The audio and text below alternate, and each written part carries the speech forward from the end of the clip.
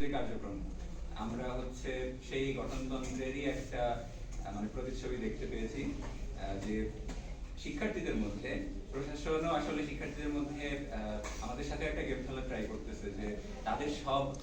অপকর্ম বা তাদের সব না পারা কাজগুলো জাকসুর উপরে দায় দিয়ে দেওয়ার চেষ্টা, এবং জাকসুকে সামনে রেখে তাদের বাকি সব কাজগুলোকে আসলে জায়েজ করার চেষ্টা করা হচ্ছে।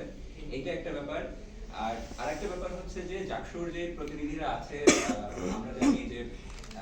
মানে অনেকগুলো রাজনৈতিক দল থেকে আসছেন অনেকে, কিংবা অনেকে স্বতন্ত্র থেকে আসছেন, কিন্তু খুবই কষ্টের ব্যাপার যে জাকসু একটা এন্টিটি বা সংগঠন হিসেবে যেভাবে ফাংশন করার কথা, আমরা দেখতে পাচ্ছি যে ওখানে অনেকেই আছেন, অনেক নেতা আছেন, জাকসুতে আছেন, যারা আসলে ব্যক্তি হিসেবে তাদের নামগুলো আসলে গ্লোরিফাই করার চেষ্টা করছেন, জাকসু এন্টিটি হিসেবে না। একটা উদাহরণ দিলে মনে হয় ক্লিয়ার হবেন যে একটা সংগঠন কে আমরা হচ্ছে বাইরে থেকে শক্তিশালী মনে করব না কখন, যখন দেখি যে ওই সংগঠনের মধ্যে কোরাম আছে। একটা মানে জাকসু বডির মধ্যে আমরা দেখতে পাচ্ছি সুস্পষ্টভাবেই কোরামগিরি চলে, এবং ওখানে কিছু ব্যক্তি আছেন তারা হচ্ছে জাকসু এন্টিটিকে বড় হিসেবে না প্রকাশ করে নিজেদেরকে বড় হিসেবে প্রকাশ করা। যেমন আমরা দেখতে পাই যে তাদের এক্সিকিউটিভ মিটিং হয়, সেখানে ভিডিও চলে, গোপন ভিডিও করে ছাড়া হয়। তারপরে দেখা যায় জাকসু ভেতরে একটা সিদ্ধান্ত নিচ্ছে, বাইরে এসে 2-3 জন রিভল্ট করে পোস্ট করতেছে। সো এই ব্যাপারগুলো আসলে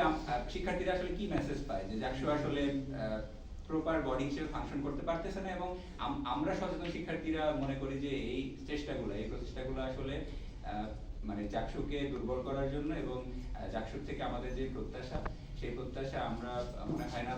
পাবো, মানে পূরণ করতে পারবে জাকসু। বরং ওই ব্যক্তিগুলা যারা জাকসুকে দুর্বল করার চেষ্টায় আছে বা প্রশাসন